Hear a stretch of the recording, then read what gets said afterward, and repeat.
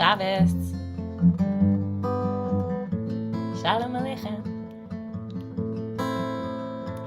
Shalom Aleichem, Malachei HaSharet, Malachei Elyon, Mimelech, Malachei HaMelachim, HaKadosh Baruch Hu, Boachem LeShalom, Malachei HaShalom, Malachei Elyon, Mimelech, Malachei HaMelachim, HaKadosh Baruch Hu. Before I go into the last two verses, just want to say good Shabbos and welcome. And it's still light out there. Shabbat hasn't really started yet officially, at least as far as the sun is concerned. But if you are here, then that means you're ready to begin Shabbat. I'm ready to begin Shabbat. And so I invite you, in whatever position you're in, whether you're sitting or lying down or standing up, to just create a little more space in your chest. Breathe a little deeper. We just said shalom to all the angels in our midst. And then we said, come in angels. We welcome them in. So take a moment to feel yourself surrounded by angels. Excuse me, Mama. Yes? Are you an angel? I am gonna help you. Thank you, my little angel. We're going to keep singing Shalom Aleichem. Ready? Sing Barchuni. Barchuni Leshalom, Malachei HaShalom, Malachei Elyon, Mimelech, Malachei HaMelachim, HaKadosh Baruch Hu. Tzedchem Leshalom, Malachei HaShalom, Malachei Elyon, Mimelech, Malachei HaMelachim, HaKadosh Baruch Hu. Ya la la la la la la la ya, yeri la la la ya, la la ya, ya ya ya, ya ya la la ya ya, la la la ya ya ya ya, la la la ya ya ya ya.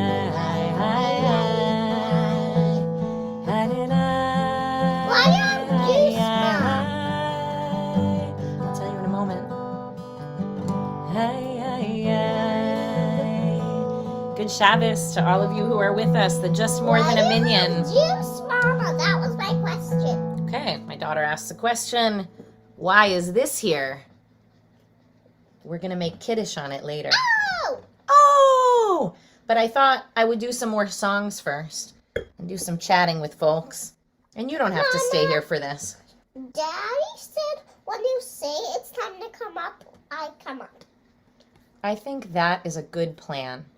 Why don't we light some Shabbat candles? You think we should do that? All right.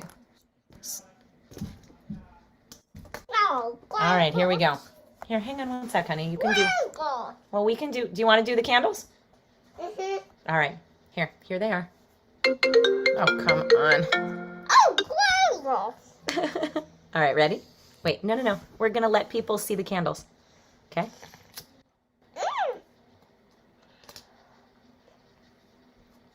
I want to do it. No, we don't. You don't use the lighter. And then we gather the light into our face. Ah! Look. Baruch atah Adonai, No, Eloheinu melech haolam, asher kitshanu b'mitzvotav, v'tzivanu lehadlik ner shel Shabbat. Amen. Amen. All right. All right. Hey, watch out for that fire, honey. All right, why don't you go up to Daddy now? All right. Daddy, I finished my pizza just in time. All right. It seems like all of you have already introduced yourselves to one another. But if you have not, share with us where you are tuning in from. And I love this. Got Tennessee represented, Southern Illinois. Yes, hello from your porch. Love it. And then hello to everybody who, celebrates Shabbat with us at some point later in the week, rewatching this.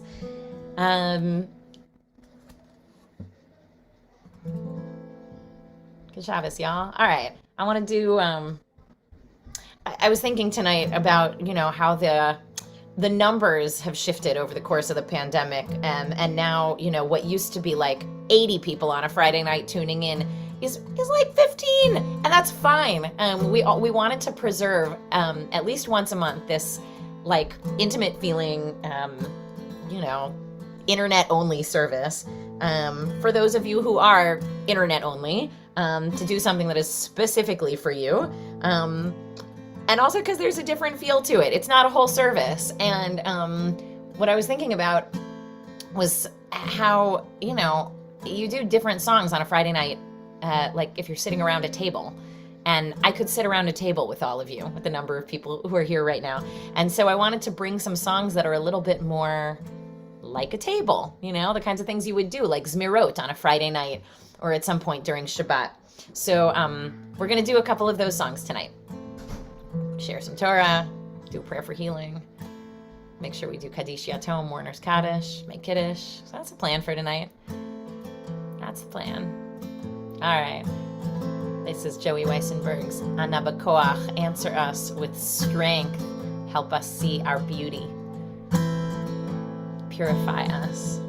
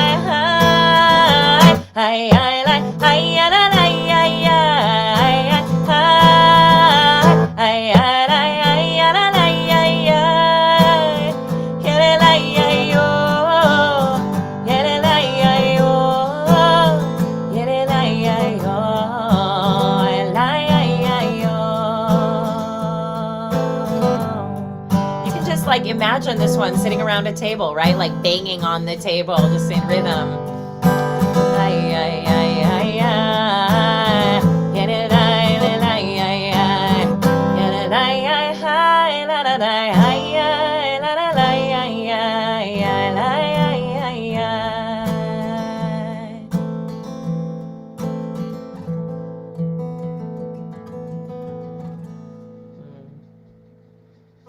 want to hear more about your sweet interaction in Skokie that wouldn't have been possible a generation ago. All right, we're going to go into another Zemer, a Friday night dinner table tune. And I'm excited to share this one with you because we have been using a tune for this poem in our services for like years. But we haven't actually ever sang together the original poem that it was written for. So, actually, Jordan, yeah, would you bring up the slide that we're gonna go into, just so people can see it? I'll bring it down while I talk for a second, but just the original, the first one, Yaribon, yes. So, Yaribon alam ve'almaya antu malka melech malchaya. Yaribon alam, or Yaribon olam, or there are probably dozens of different tunes for this, but this poem was written probably late 1500s, early 1600s by a Sephardic rabbi named Rabbi Yisrael Najara. I don't know if I'm pronouncing it correctly, but the Najara family was originally from Najera, a Spanish city in northern Spain, near the Najeria River. And Najera was the capital, or the former capital, I guess, of the kingdom of Navarre, and in the 11th century became incorporated into the kingdom of Castile. And in the rabbinical literature, from the 16th through 19th century, Najaras, like this family, is found in rabbinical literature throughout Algiers, Tunis, Damascus, Gaza, northern Israel. These folks started in Spain and spread out across the Middle East. And so it's believed that the Najara grandfather, or Rabbi Yisrael's grandfather, Rabbi Levi Najara, was born in Spain, but then fled to Damascus in 1492 with the Spanish Inquisition and the expulsion of the Jews from Spain. And so this guy, the prolific poetry writer, was born in the city of Sfat in northern Israel in around 1555-ish. And he lived most of his life kind of traveling. He had a very cosmopolitan life, traveling between Safat and Damascus and Gaza. But he also, there's evidence of his having traveled to Salonika, Greece, Istanbul, Turkey. And because he grew up in Sfat in the 1500s, most of his influence was like deeply Kabbalistic, because that was where the Arizal, Isaac Luria, Rabbi Isaac Luria, founded Lurianic Kabbalah, like the modern Jewish mysticism, what was then modern Jewish mysticism. So anyway, this is all just to say, like, all of this goes into the crafting of, he wrote a lot of poetry. He wrote a lot of poetry in Spanish, Ladino, in Turkish, and Greek, and then also in Aramaic. He wrote secular songs and poems, and he also wrote Jewish liturgical songs and poems. And when he wrote the Jewish stuff, he often did it in a language no longer spoken at that point, Aramaic. So this tune, you will see, it looks like Hebrew. It sounds like it could be Hebrew, but it's different from Hebrew. It's Aramaic, which is the language most of the Talmud is written in. And this became a popular Friday night song. And the tune that we use, this is the connection to like our Friday night service, and you will recognize it. The tune that we use is Iraqi. And to be honest with you, I don't know at what point somebody in Iraq wrote this tune. I don't know to whom to attribute it. But the cantor George Mordechai introduced it to me. And this is how I originally learned it for its original purpose, which is this Friday night tune, Yaribon Olam, which in content really is not very different from, a lot of Jewish prayers that are basically like, God is great, God is great, God is awesome. Here are some creative ways to express that in poetry. So here we go. Feel free to sing along. We posted the words for you. Also, feel free to bop along, to dance along. Yaribon olam ve'amaya antu malka melech machaya antu malka melech machaya ovad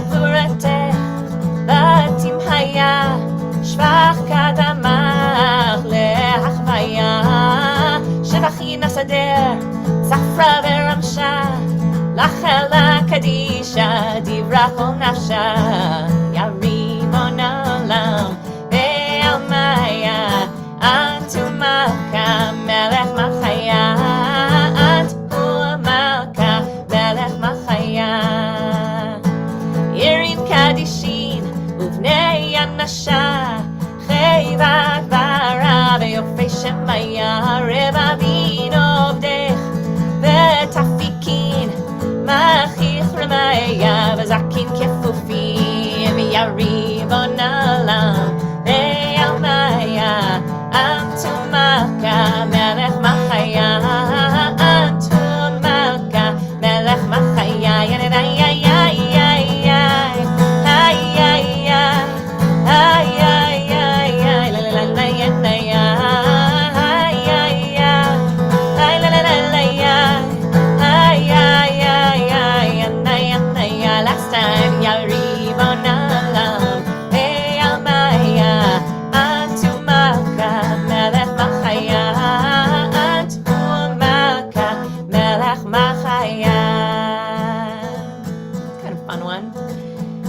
commit to you that on these online Friday nights, I'm going to bring more Friday night Zmirot.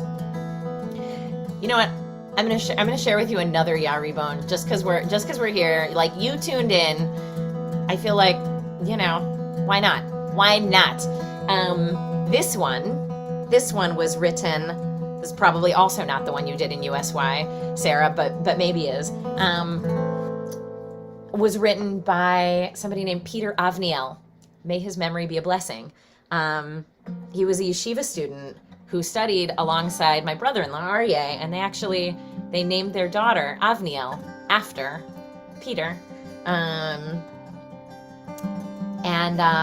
Peter wrote some like beautiful evocative tunes to different, to different prayers, and this was one of them. And maybe you'll recognize the tune because we use it for L'chadodi sometimes. Sounds like this. Ya Ribon Olam ve'almaya Antu Malka Melech Malchaya. Let's do it one more time. Ya Ribon Olam ve'almaya Antu Malka Melech Malchaya. Next slide.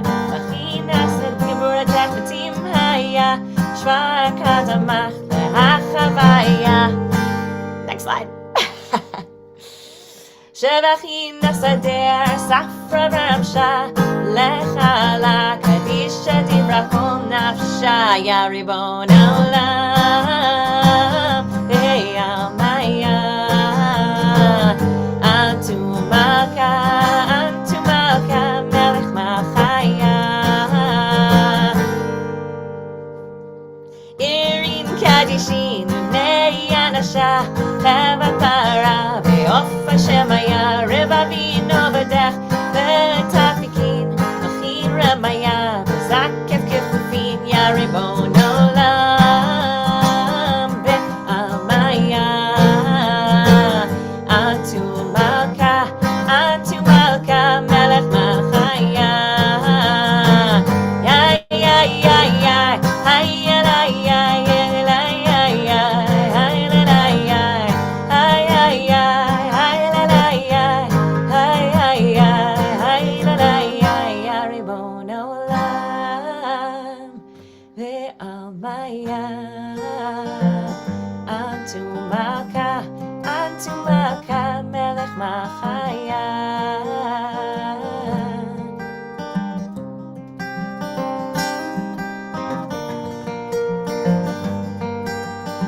We can pull the slides down.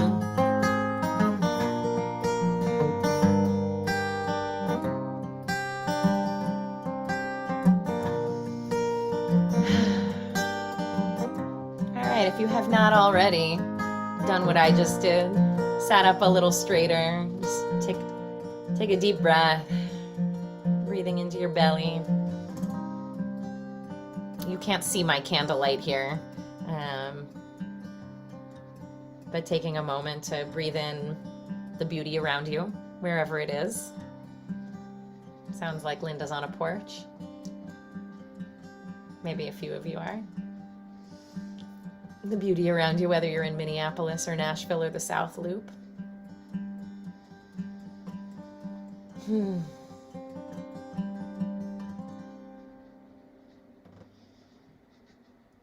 exhaling. Exhaling the week that has been. Inhaling the fact that it is Friday. Yom HaShishi, it is Friday. And yeah, let's learn a little Torah. Let's start Shabbat with a little reflection on the week's parsha, shall we? All right. So there is a famous Jewish folktale of a king who had a beloved ring. Stop me if you've heard this one. Maybe it was a ruby, maybe it was a sapphire, but it was pure and clear. It was a gem, and he would admire it every day, and he would polish it and place it down on a little stand where it rested when he wasn't actively admiring it. And one day he picked up the ring and was horrified to see that there was a crack in it at the center of the stone running right down to the bottom. And he called on every gemologist in the land, and no one could fix it.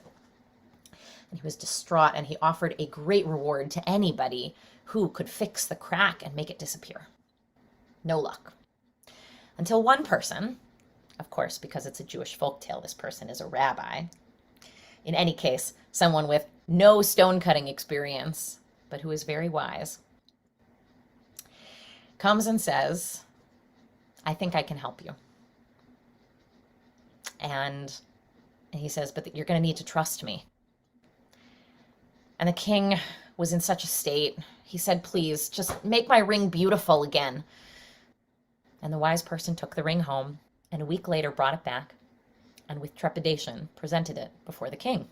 With trepidation, knowing that she had done something that might not be rewarded. So the king looked at the ring, and a smile slowly spreads across his face. And he says, you did not restore my ring's former beauty. You made it even more beautiful. How had she done this? Well, rather than try to erase the crack, she turned the crack into the stem of a beautiful rose that she etched into the top of the gem, creating more of the very thing that the king thought that he couldn't stand, putting it together in a way he couldn't have possibly imagined, creating something more beautiful than he could have possibly imagined. And this is a classic Jewish folktale meant to teach a lesson that is evident in this week's Torah portion as well. And that is, if we try to return things to the way that they were, to go backwards in time, to try to achieve a result that might have been true in the past, although honestly probably wasn't, nonetheless, we will only discover disappointment and unhappiness. Not to mention, we prevent ourselves from moving forward toward a different future than the past, and toward a door through which possibilities exist that we can't yet imagine. So how this appears in this week's Parsha is that many chapters ago in the book of Exodus, you may remember, the Israelites have been liberated from Egypt, and the text goes out of its way to say that God took them on a roundabout route from Egypt to the Promised Land. Right? The journey from Egypt to Israel is about 11 days on foot at most. However, in God's route, it was going to take months, if not over a year, to get there. And the reason God shares God's inner monologue, is it because God was concerned that at the sight of something uncomfortable, despite all the pain they had endured in Egypt, they would turn around and run back to Egypt rather than face the unknown of the wilderness and the discomfort of it. God, or you know how I like to say, the character called God in the Torah, who is leading these people, training them day by day for their task of inheriting the land of Israel, God wanted to create a people that was brave and resilient and unafraid to embrace a future that was going to be fundamentally different from their past. And you know what their past was, right? God took them the long way to distance them from the pain and oppression of Egypt because God wanted them to envision and embrace a fully different future. And so God navigates them off, through the Red Sea on dry land and drowns their enemies before their eyes. God reveals God's self at Sinai. God feeds the Israelites manna in the desert for months, over a year. You would think that this people would be primed to do whatever brave thing God is setting them up for, feeling that they are ready for anything, like they have a partner and an advocate in God and Moses, their leader. And it turns out that God's concern was very well founded. Sadly, unfortunately, because this week in the book of Numbers, we see a pivotal moment unfold like the slow motion train wreck that God predicted. And of course, after this incident, these Israelites do not merit to enter the promised land. They will never see it. So God knows a little something about human nature. And as the Israelites are poised, to stand on the cusp of entering the land of Israel, they send spies in to go scout it out and bring back a report so they know what to expect there. And what happens next is they come back with the report, and it's beautiful, and it's grand, and they're terrified. And they say, we can't do it. We can't do it. And they start crying and they start spreading rumors and saying things like, this is the country that devours its inhabitants. All the people we saw were huge.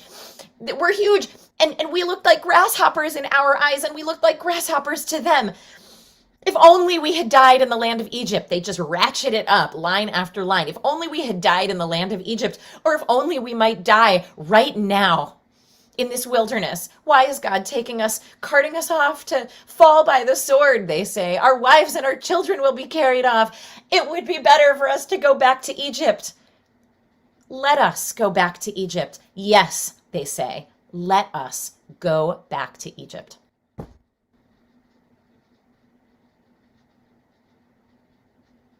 So how often, in a moment of uncertainty or struggle, have you just wished you could go back to a more comfortable time, to a time when what you're dealing with now was not part of your life, when you knew what was coming? It's understandable, you can relate to them. But I want to note something here that is very much present in this story, and I think is often present when we envision going back in time, and that is false assumptions. False assumptions. These people have seen some things with their eyes. They saw and actually brought back some very big fruit, some really big grapes, like grapes the size of apples or watermelons. They saw some big people. They saw some fortified, walled cities. However, they assume that these people see them as tiny, as squishable little grasshoppers. And they assume that the people in these walled cities will want to devour and destroy them. But there's no actual evidence of this, mind you. In fact, Rashi comments that a walled city is actually more evidence of fearful people, people who are scared, rather than people who are looking for a fight. Perhaps these people, equally scared of strangers, especially the famous children of Israel traveling with the God of Israel, perhaps these folks might have been very motivated to make peace with these people, with these new people. But they are not given that opportunity. The fear and insecurity driving the Israelites and the leaders and heads of their tribes prevents the possibility of what could have been if they had actually investigated, listened, learned, instead of assuming their worst fears were true. How often do we assume our worst fears are true? Right? It has been said to assume is to make an ASS of you and me. If you haven't heard that one before, I want you to send me an email. To assume is to make an ass of you and me. And there's a midrash, an actual midrash that makes this point less profanely. So in Midrash Tanhuma, it says as much. God says to the Israelites in this midrash that you see yourselves as grasshoppers. that much I can forgive. But you say, and we appeared as grasshoppers in their eyes, now you have gone too far. Who told you you didn't look like angels in their eyes? Who told you you didn't look like angels in their eyes? I don't know why this midrash makes me want to cry. I love this midrash. I love it because it recognizes that it's natural for us to feel insecure in the face of the unknown, to feel small, to wonder if we will fit in. How often you walk into a room and people are laughing and like your immediate thought is, what's on my face? Are they laughing at me? Right? It's natural, as Aviva Zornberg writes, this is how human beings begin life, small and powerless in the presence of immense powers. And this is perhaps how we, in fantasy, remain. But to project one's own fantasy onto the other is to limit the possibilities of fantasy and otherness. The Midrash allows, she says, for the power of fantasy, even for the terrified fantasy of the helpless little person. To limit the equivalent freedom of the imagination of the other, however, is to presume too far. What God is particular about, she writes, is preserving some sense of the difference and therefore the possibility of possibility. I know that's a dense sentence, but being inclined to look backward because you can't imagine a way forward is very tempting. It is a very tempting illusion, right? In moments when we are unsure, feeling nervous or insecure, our imagination can run wild and convince us of things that are patently false, but feel true to our fear. And our imagination, therefore, prevents us from imagining a better future by telling us how good things were before and how justified we are, therefore, in trying to get back there. Thoughts like, as I age, rather than embracing the challenges and possibilities and opportunities of my aging body and mind, I think to myself, if I could just get back the body I had 10 years ago, if I could just make my face look a little younger, right? If I could just hold on to what I had. Or in romance, right? Rather than imagine that love may in fact be in your future. We look backwards, we perseverate on past relationships. Maybe he and I never should have broken up. We're thinking about people years later, wondering about them. Maybe we could have worked through our issues. Maybe we still should. If I could only go back and do things differently, then I'd have the options I really want now. I wouldn't be so scared or sad or unsure. Essentially, let's turn around and go back to Egypt. And it's a spiritual trap, a very compelling spiritual trap. Slogans like, make America great again. Make my gemstone beautiful again. These are backwards looking, trying to take us back to a mythic past and tricking us into assuming that our future can't be great without imitating the past, unless it imitates the past.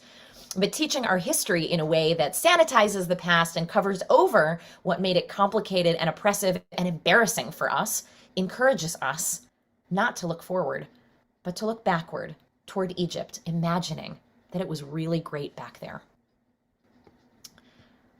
So Monday is June 19th, otherwise known as Juneteenth, the day that in 1865, the slaves in Galveston, Texas, were finally made aware that 2 years earlier there had been this thing called the Emancipation Proclamation that had determined that they were free.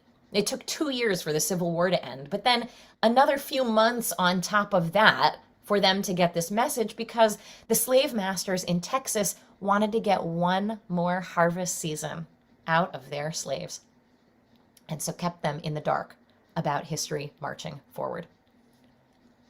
And it strikes me that white supremacy in this country, and truthfully, legally enshrining any kind of supremacy of one people over another race or nationality or gender or sexuality of people, relies on the rationale that we know their mind, their intentions, and we must control them because they threaten us.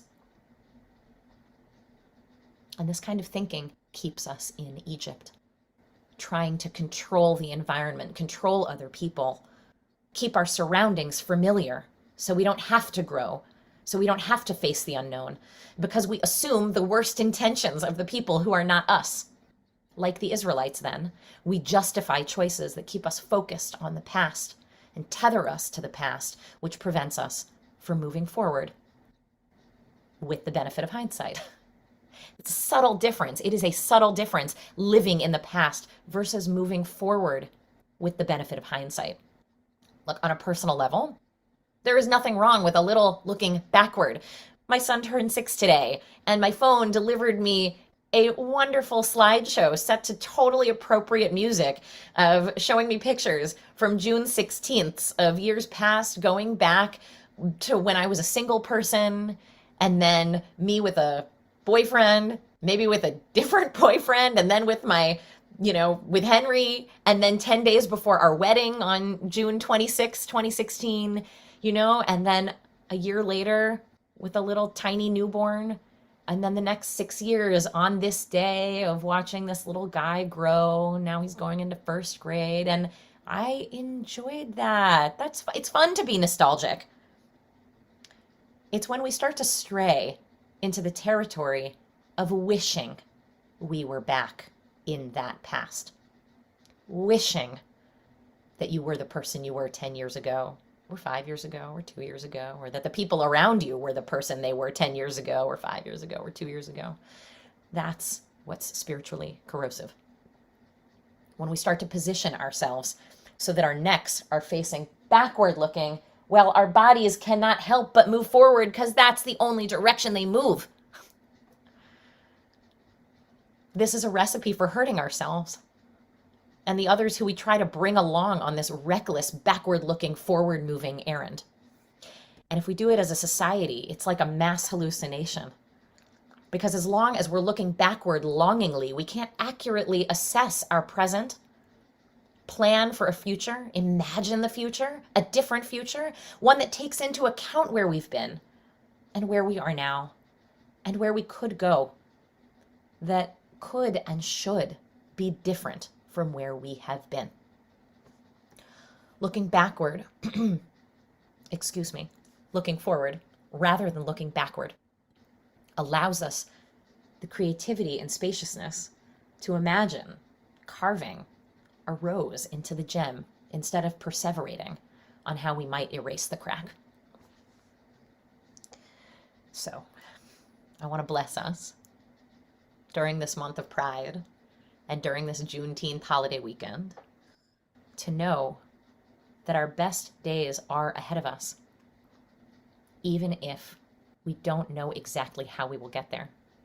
It requires standing on the cusp of the unknown, which we are in every moment, and being willing to step into the breach with confidence and faith that what we don't know yet about our own capabilities and about other people and our world may actually reveal more connection, more commonality, more strength, more resilience, more creativity, and more cause for hope in the future than we could have ever imagined.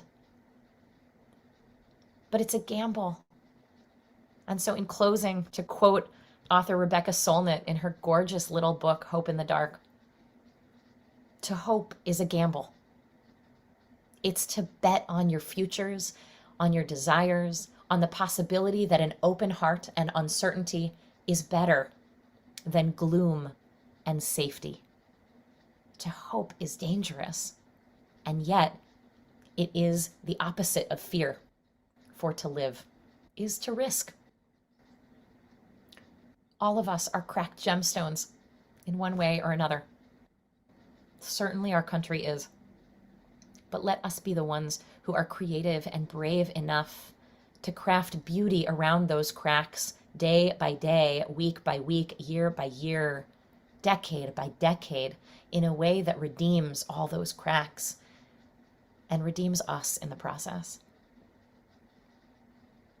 So Shabbat Shalom.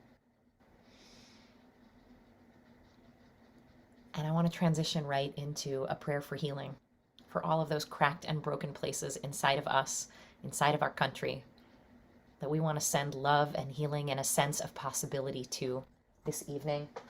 And if there's a person you're thinking about tonight, go ahead and put their name in the chat.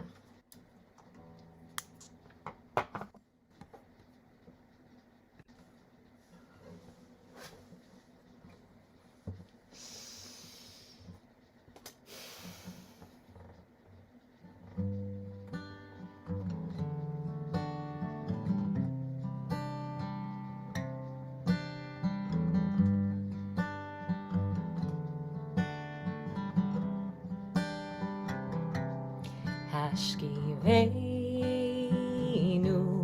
Adonai Eloheinu l'shalom V'ha'amideinu shomreinu l'chaim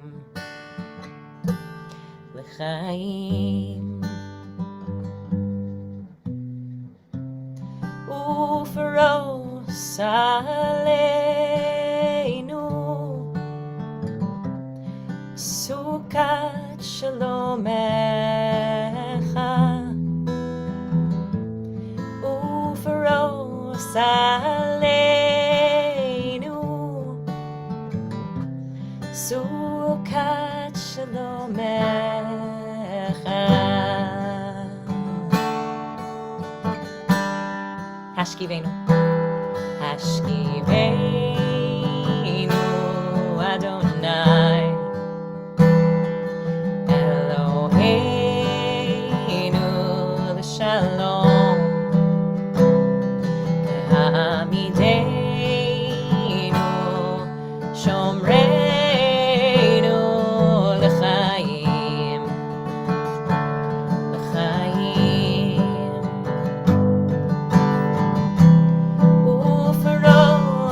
Aleinu Sukat shalomecha Ufaros aleinu Sukat shalomecha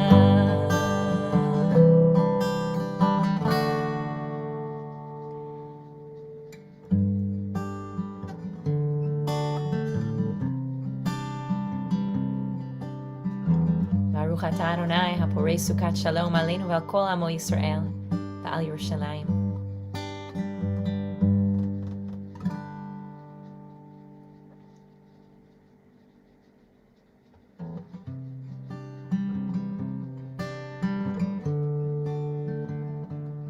Something Rebecca Solnit writes in her book, quoting somebody named Paul Goodman, I think,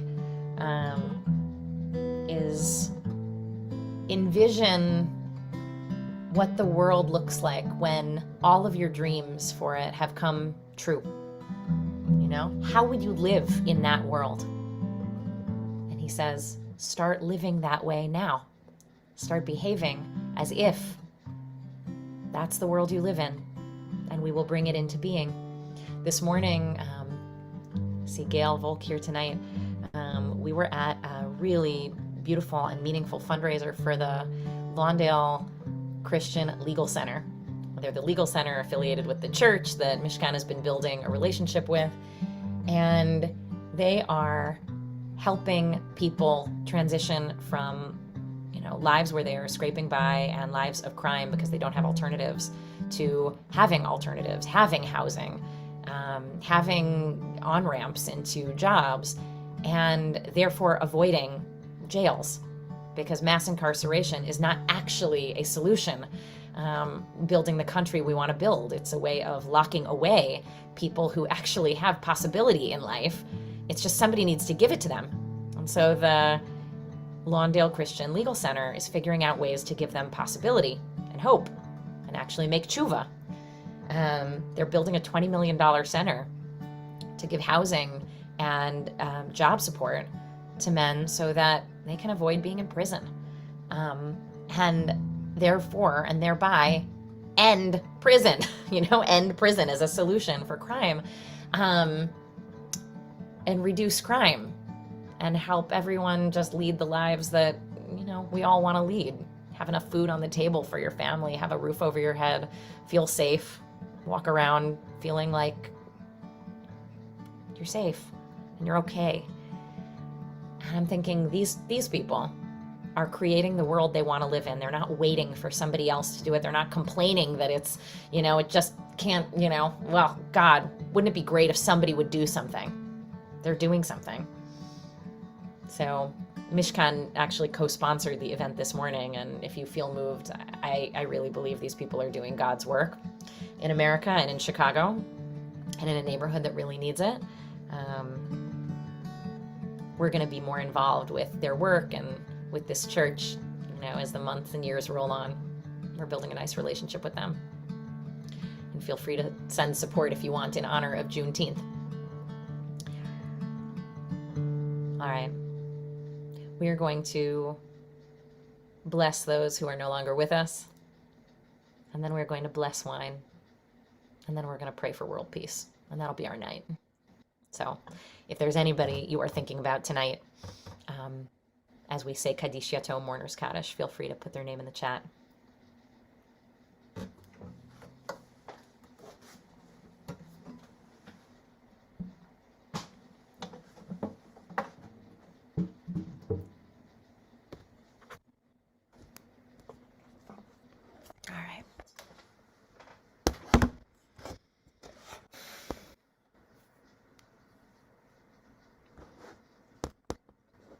I know the Hasi Cohens are with us tonight, so thinking about Joel's sister Shira during these 30 days of Kaddish for her. All right. May all of their memories be blessings, everyone you're thinking about. Yitgadal v'yitkadash shmei Rabbah v'alma divra chirutei v'yamlich malchutei b'chayechon uvyomechon uv'chayei d'chol Beit Yisrael bagala uvizman kariv v'imru Amen. Yehi Shmei Rabbah Mevorach Le'olam Olamei Almaya.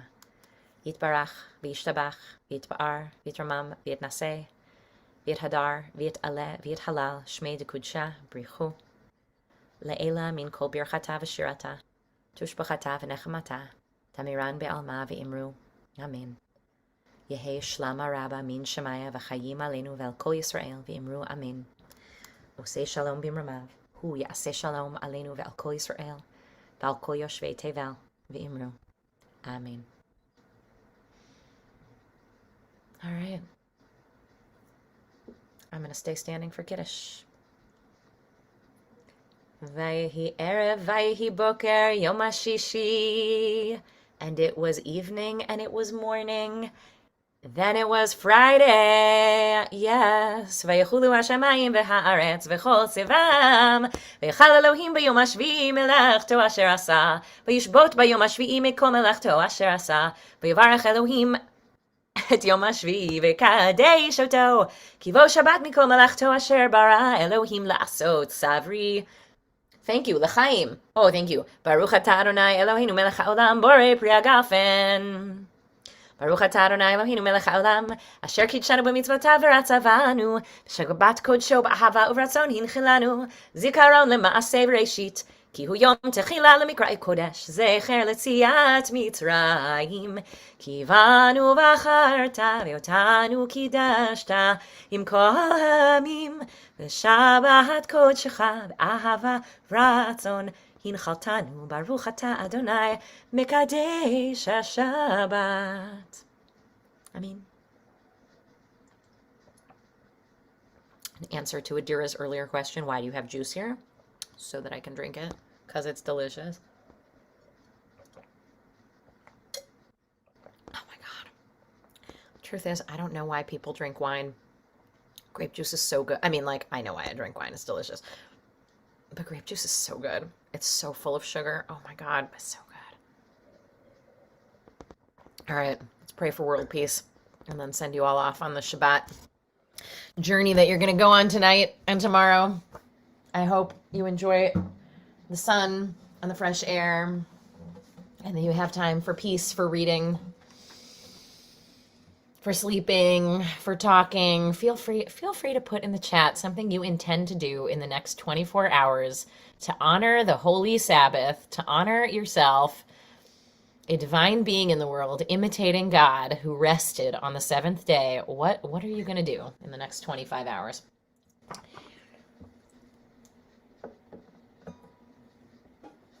I am going to eat pizza after this, slowly, and enjoy it.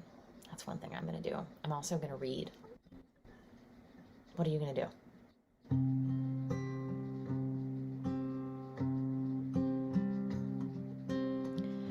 Say shalom bimroma, hu ya'aseh shalom aleinu. Say shalom bimroma, hu ya'aseh shalom aleinu. Say shalom bimroma, hu ya'aseh shalom aleinu. Ya'aseh shalom, ya'aseh shalom, shalom aleinu ve'al kol Yisrael. Ya'aseh shalom, ya'aseh shalom, shalom aleinu ve'al kol yoshvei tevel. Say shalom bimroma, hu ya'aseh shalom aleinu. Say shalom bimroma, hu ya'aseh shalom aleinu. Say shalom bimroma, hu ya'aseh shalom aleinu. Ya'aseh shalom, ya'aseh shalom, shalom aleinu ve'al kol Yisrael. Ya'aseh shalom, ya'aseh shalom, shalom aleinu ve'al kol yoshvei tevel.